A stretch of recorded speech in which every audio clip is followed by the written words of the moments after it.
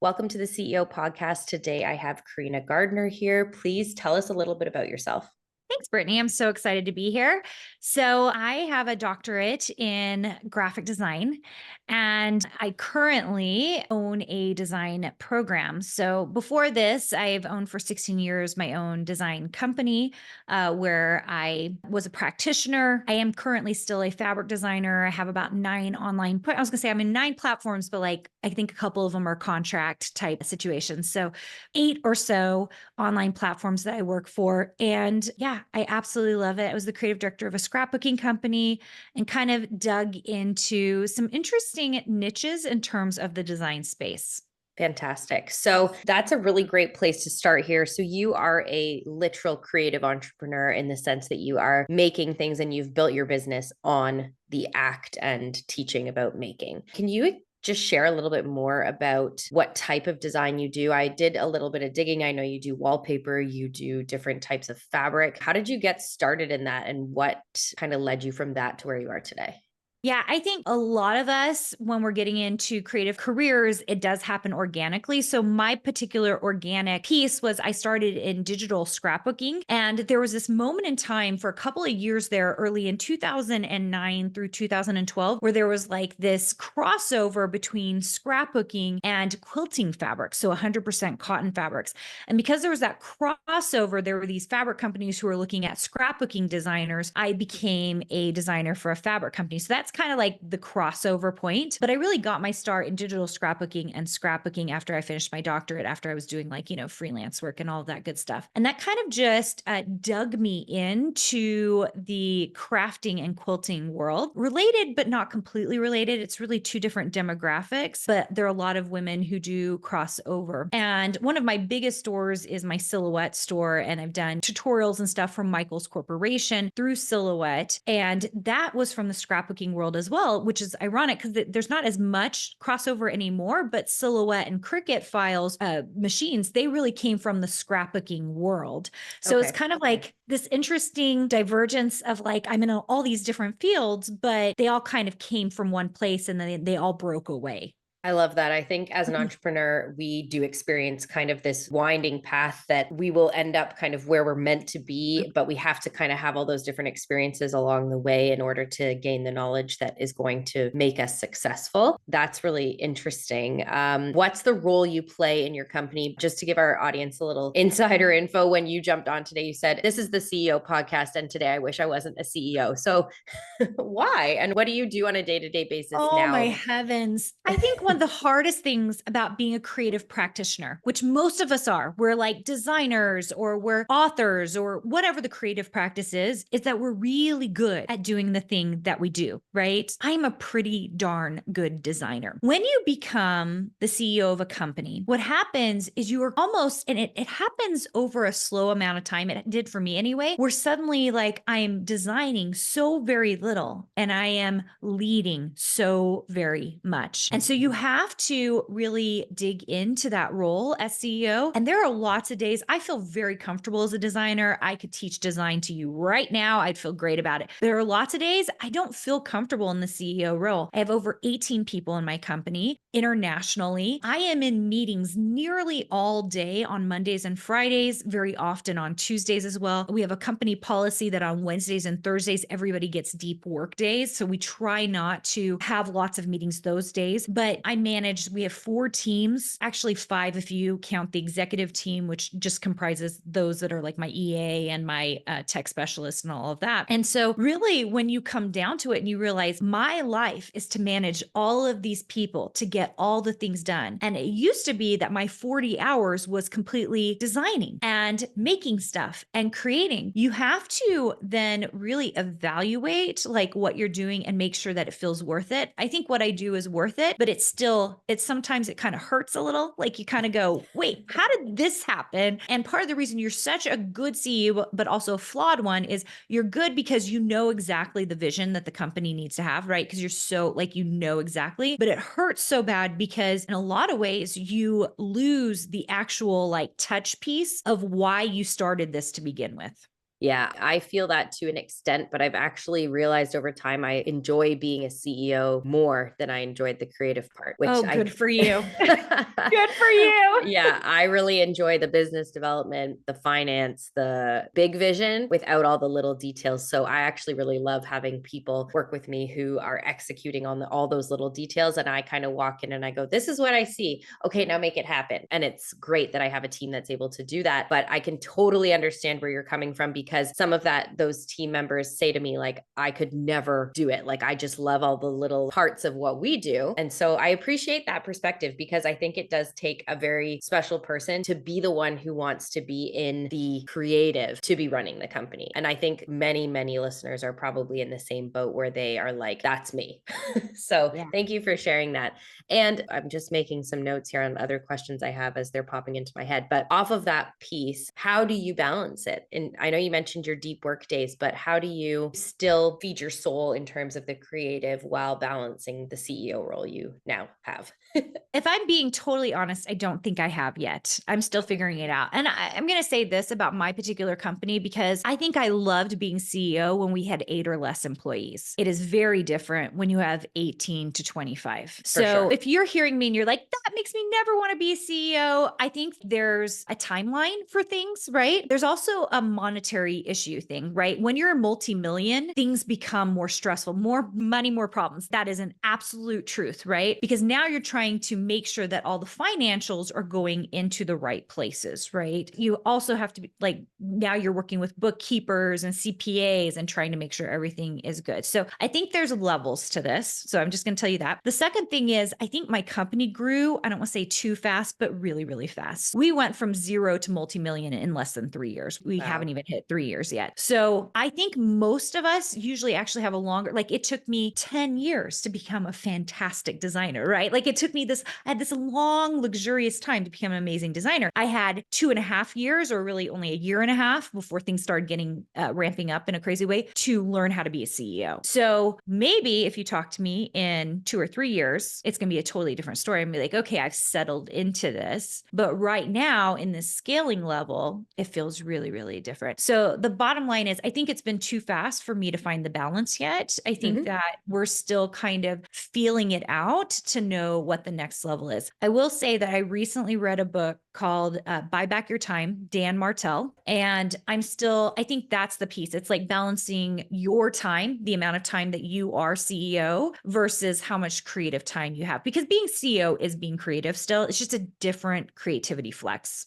Absolutely. And I think that's a good point to bring up. When I say I love being CEO, my company's not as large as yours. We have 2 designers on staff, and on the build side, 3 people on staff. So it's still a very small company. And yeah, that does make a difference. And it also makes a difference in which level you're at. I know there's points where, and this adds stress, and that's kind of my point, but you get to a point and then you kind of plateau before you scale again, and then you plateau. So wherever you might be in that range, you could be experiencing like more growth of the team without the financial gain, and it starts to get stressful in that sense too, for sure. So I think that's good insight to have, so people can understand how they're going to feel at what point in the game. Tell us a little bit about how you took your business from how it grew so quickly. You mentioned it grew so fast in the last 3 years. What kind of stuff are you doing? What are some of the moves that you made to get to that point?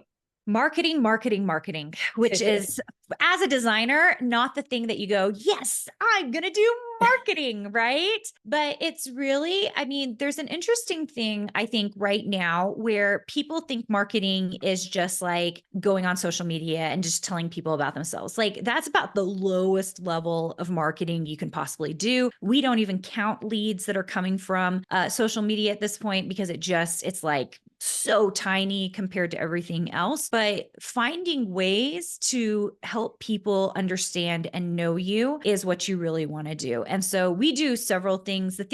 I'll tell you the big thing, we do so many things, but the big thing we implemented in 2024, and all of it takes time. That's the other thing. Like, everything takes time. So in September of 2023, we made the decision that we were going to start doing summits. And we thought, okay, this is a great way to organically push the brand and also help people understand and get to know us better, and utilizing other people's audiences. Well, it's been a really interesting thing. We ran our first one in November. We did a second one in February. We have another one coming up in April. It really does take 3 times to kind of figure it out to get it right. And we started running this one pretty early compared to the other two, and the numbers skyrocketed in terms of the number of people that are showing up for the April conference that we haven't even run yet. And so these take time and they take team. So we have a 4-person team who runs a summit, right? So it's like you make those decisions hoping that the right leads are going to come in, that you're going to be making the right choices, but you don't know until you actually do it. Right. So there's definitely a bit of a risk in terms of what you're investing in. As a smaller company, what would you recommend to people that are looking to grow in terms of investments and how they might first get themselves out there? Because I think you hit it on the head when you said like social media. I think everybody says like, oh yeah, like just be great on Instagram and you're going to get tons of business. And like, I'll tell you, I have 26,000 followers and I probably get 2 people a year that contact me on Instagram that actually become real clients. So that's an interesting point you made. So what would your advice be for people that are just starting to grow or want to grow, and how can they kind of hit those points without social? Yeah. I think the number one thing is ads. I know everyone's scared to use Facebook ads, which will hit Instagram as well, but ads of some sort is almost necessary at this point. The algorithms are set up to not help you. So just because you're right, you have 26,000 people. I think we only have like 28,000 people. We don't even worry about that. We're not worried about that. I have friends who have companies who are like 11 million. They have 1,000 people on social media. Like that's the thing that people don't seem to understand. They think social media is dictating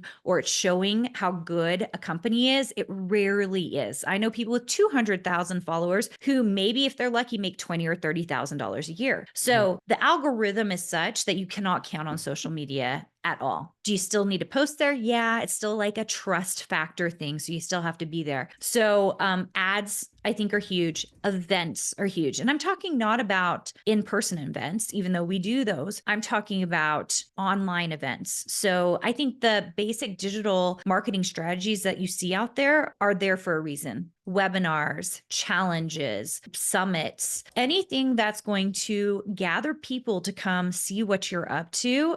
That's how you're going to get people to come into your world.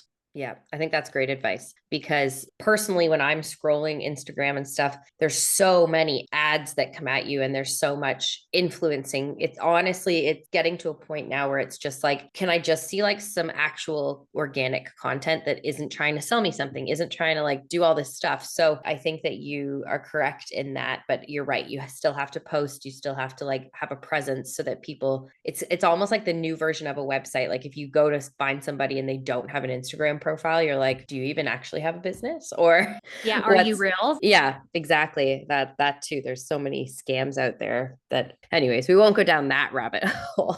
But okay, so ads, events, anything else that you so many people talk about like having an email list. Is that something that you are? Oh yeah. Yeah. An email list is everything. I'm surprised I didn't say that first. I always forget, like, hello, we live and breathe by our email list. And, when we were smaller, we have a lot of tech in our company, to like the chagrin of my whole team. Like the number of things when they get onboarded, the number of things that they're like, what the heck? And I'm like, I know.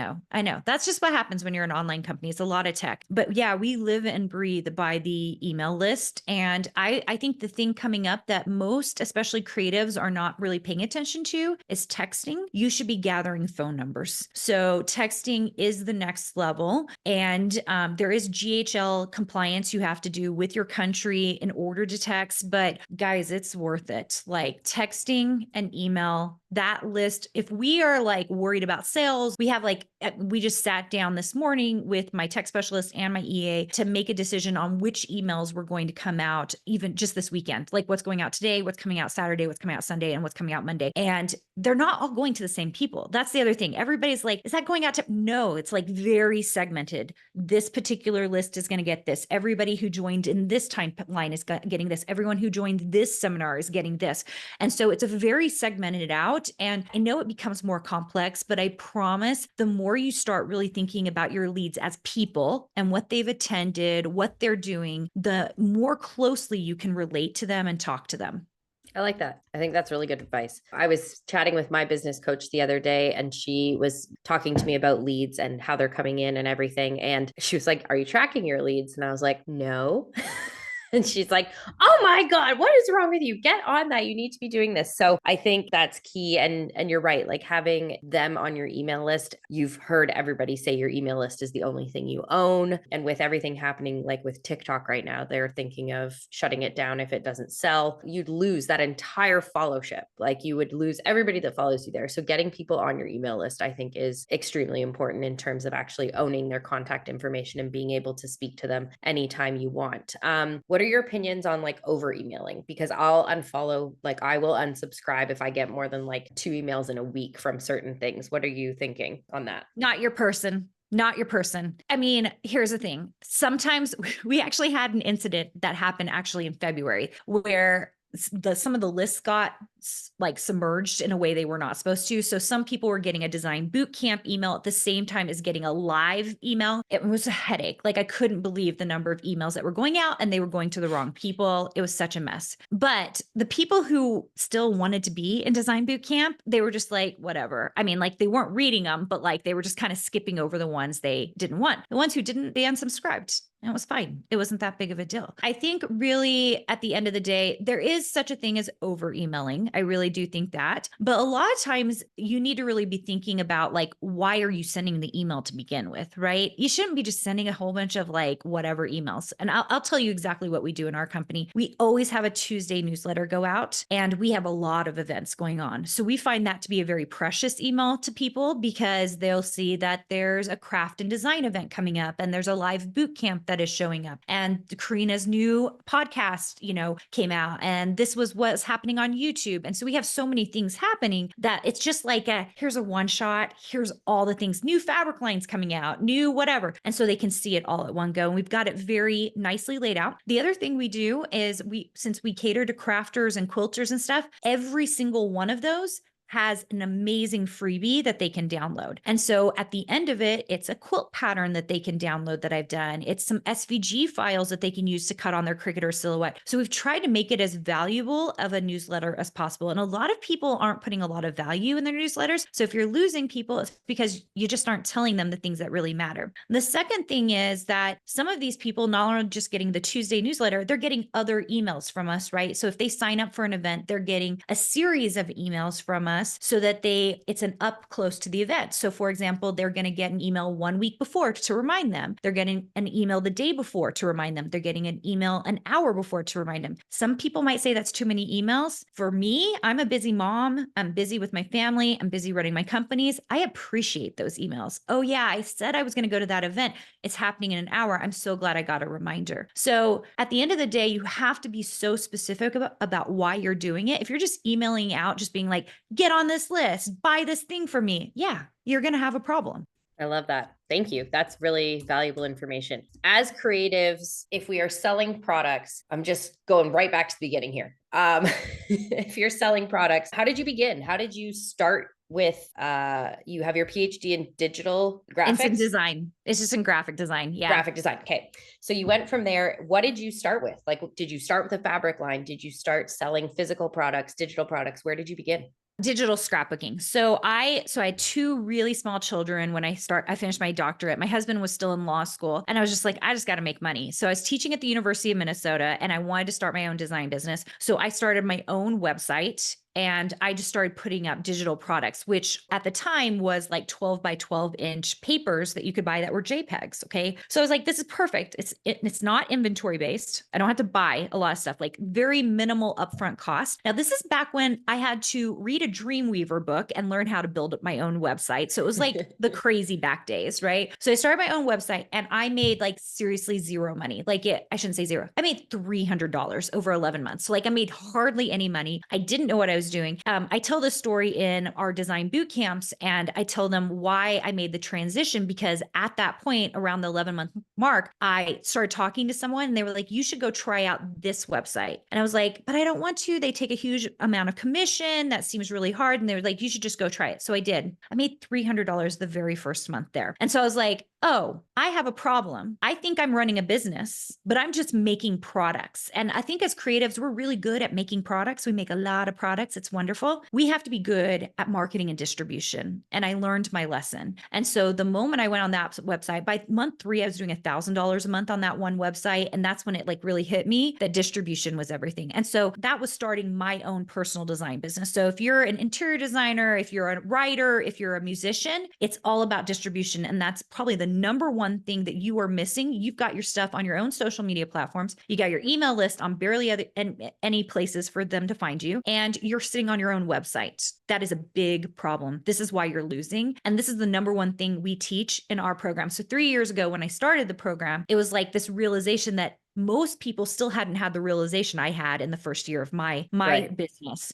And so then once we started teaching them distribution methods and marketing methods that were not social media. In fact, we actually believe you shouldn't be on social media your first year of business anyway. You're too busy for that. You don't have time for that. You should be getting distribution. And those are always the cringy posts, right? You look Yeah. back on it and you're like, oh God, why did I put that there? Yeah, exactly. You shouldn't even be on social media the first year. And yet generally that's the first thing everybody does. They start a business and they get on social media. Yeah. Now you have a program. Is that Design Bootcamp your program? No, our program's called Design Suite. Design Okay. Bootcamp is the thing that sells Design Suite. Gotcha. Okay. So Design Bootcamp is kind of your event, your online event, and that takes you into Design Suite. So I know I looked at your website. I know that you teach people to design while they're making money. So you do that by teaching them marketing, teaching them those distribution channels. Yeah, All it's right. yeah, that's the main thing. We have a lot of online platforms. A lot of designers really want things like a fabric contract or a licensing contract. Those are very difficult to get, and most people aren't seasoned enough. They're do-it-yourselfers. They've never had a design degree, and so they actually don't realize what they're doing when they start emailing these manufacturers showing them their work. They're basically cutting themselves off from the ability to ever get a manufacturing contract. And the only reason I know this is because I was a creative director. So like if you sent me stuff and it wasn't good enough, I never looked at your stuff ever again. Like, Right. You'd go on like a blacklist. yeah, I'm never looking at your stuff again. But people don't think like creative directors. They just think like, this is me. I'm a designer. I'm great, you know? And so we do a number of things in our program, but it's like, think like a creative director. Think like the person who owns the other business. Think like the business owner who needs to make money now, not the business owner that's just doing this like for the heck of it, for the fun of it, right? I think so many people are thinking the wrong ways about running a business. Absolutely. So what would you say are your top 5 ways you need to think as a CEO and as a business owner? Sorry, Okay, that's right out of the blue. wow, that's yeah, like okay, so as a CEO of your own business, of your own creative business, the number one thing you should be always thinking is distribution. Okay. So like, how do I distribute like the same things that I was talking about to own my own little design business, exact same things apply to my design program. Like, how do I distribute my program so that it gets into the right people's hands? And that's a really interesting thing because the problem is that everybody thinks we need to like sell to everyone, but most people don't even know what my program is because we don't talk about it on social media. We actually rarely even talk about it just directly on our website. Like you have to come to a design boot camp to even find out what we do. And it's because we're filtering people. Like we only want the right people in, which is very interesting, especially as we're moving forward because we're doing I can't tell you some secret things as we move forward, but it's been interesting because I'm like, how do we filter people when we become this other entity that technically people will just probably know about? So it's like, it's a little bit tricky. So that's the first one. Okay. So the first one is distribution always. Number 2, this one I learned from the CEO of Cartabella Echo Park, which is a scrapbooking company I was in. And I was the creative director for, and that is you always have an exit strategy. I think most people never have an exit strategy. Like you go into it just going, this is going to be great no matter what, no exit strategy. I know it feels a little bit like high level thinking, but like you have to know, like, if I can't make this work, how do I sell all this product to get out? Or how do I cut my losses? Or how do I sell this to somebody else? And most people aren't thinking that either. Okay. So that's distribution, exit strategy. I think the third thing is how are you so different in the marketplace that like people have to say yes to you? And I say different, but also price point. So could I have produced there's someone in my field who has like a $2,000 class. Okay. I could have done the exact same thing and went in direct competition. We did the exact opposite. We created a really expensive program that was closer to a master's degree program where we did all of these things that nobody else was doing and instead said, we're the premium product. So like you're coming to like school really to do this product. And so that was like, I made sure we were so different that what we hear all the time when people get on a call with our admissions team is, oh my gosh, I wish I had found you first, because they've spent money doing a bunch of little tiny things. And they're like, I had no idea that this existed, that there was like someone who could actually teach me how to run a business. So super different. I need two more. Yeah. Oh my gosh. Have a really amazing low priced offer to get people into your world. And for us, that's Design Bootcamp. It's a $27 boot camp. And I really teach, like it is 5 days of true content. I saw someone on Instagram say who didn't join the program, which was totally fine because I come to that $27 to teach.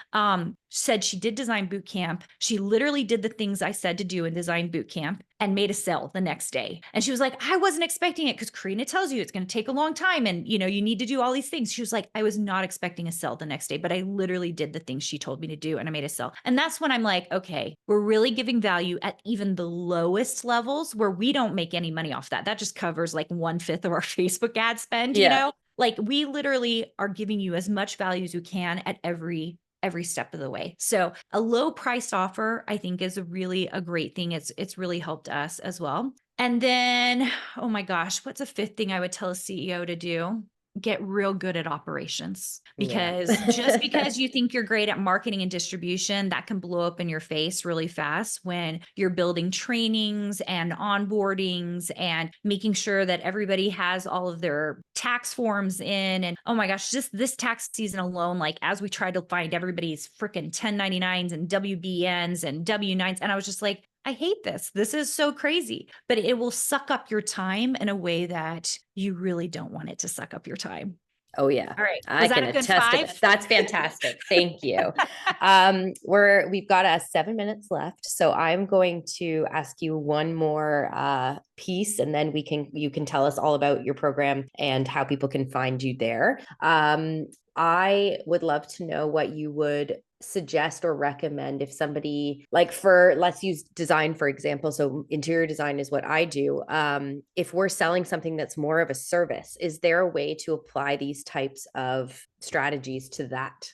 Yes, there's a big fat yes, like yes, yes, yes, yes, yes, yes. Okay, so just because you're service-based, and I actually just talked to someone from one of my previous masterminds who was like, she does custom wedding dresses. And I'm like, okay, there's nothing more like service-based and custom than that, right? And same with like an interior design service. It's the same procedures. You still need to get people into your world. So you still need to run either free or low-priced events so they can get to know you, because no one's going to spend $10,000, $15,000, $20,000 with you for a service unless they feel like you're going to be a good fit. So you have to have some lost leaders, is what we used to call them in the industry, right? So you have to have some lost leaders, and you're spending time in ways that maybe you don't want to spend your time, but it's the marketing piece. So just because I'm a program because we're still at the end of the day a service, because we still are servicing, like it's a service-based program, you still as a service still need the same procedures. You still need some kind of event or a low priced offer where people can come to get to know you, understand what you do. And especially for a service, I have friends with lots of services. You don't have to even do a pricing, a structure on that, because it's more about getting to know you, right?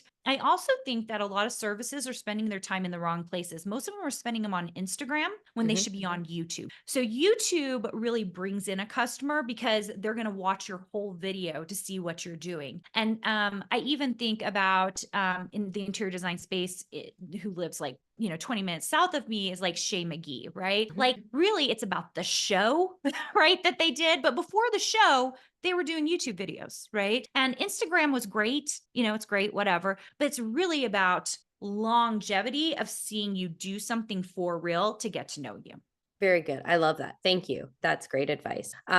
Where can people find you, follow you, and join your program and your events if they want to? Yeah. So two things for you guys. First of all, I want to give you guys something free. Thank you. My most recent book just came out. It's called Make Art That Sells. It applies to a lot of creative industries. You just have to like switch design out for whatever industry you're using. The book's on Amazon. The book is not free. However, the masterclass for it is. It's about 6 lessons. It's really fun. Every chapter is an artist, a historical artist. So like a Cool. Picasso or Monet or Norman Rockwell. So every chapter is an artist and then a piece of a formula. So by the end of the book, you have a full formula that you can plug and play for your own business to see if you can be profitable. Okay. So it's actually really great. It'll help you figure out style and all of those great things. So there's a masterclass. If you go to www.makeartbook.com and you click, I think the second link is the masterclass. It costs money. Don't pay money for it. Put in the code make art and you will get it for free. Okay. So even if you don't get the book, like honestly, the class is really fun. I'm showing art and talking about the formula. I show you how to plug and play it. We were able to do it. My daughter's an author. And so we were able to do it for writing books. And so it works for a lot of creative businesses. And I'm pretty realistic about what it takes. I'm like the half happy, half sad, CEO, like, here's what it really takes. It's really exciting and amazing, and you can make lots and lots of money, but it also is going to take all of this, and you have to expect that, right? So that's the first thing. Thank you. You guys That's go get great. that for free. It'll be fun. If you want to come check us out, come to a design boot camp. So it's designsuitecourses.com/design bootcamp. We'll tell you a lot of things that we actually get a lot of random creatives in that boot camp that don't ever come into Design Suite, but they take the strategies that we teach. We have like a 5 strategy day. I have like an opening day where I tell a little bit more in depth, like why we made the decisions about distribution and marketing that we do. We talk about residual income, how that works on online platforms. We talk about a signature framework, what you all need to actually create this business. So it's pretty tactical overall, and will help you understand better about what you really need in this industry. Be aware that we do talk about Design Suite in there. So amazing. Well, thank you so much. I will include all of that information in the show notes for everybody listening so that they can go and sign up for that masterclass and go check out Design Suite as well. I really appreciate your time today. That was so much info and so much good stuff in a short period. So I hope everybody loved this episode, and definitely go follow you. Where can they find you on Instagram? just Karina Gardner. Thank you so much. Have a wonderful day. Thanks, guys.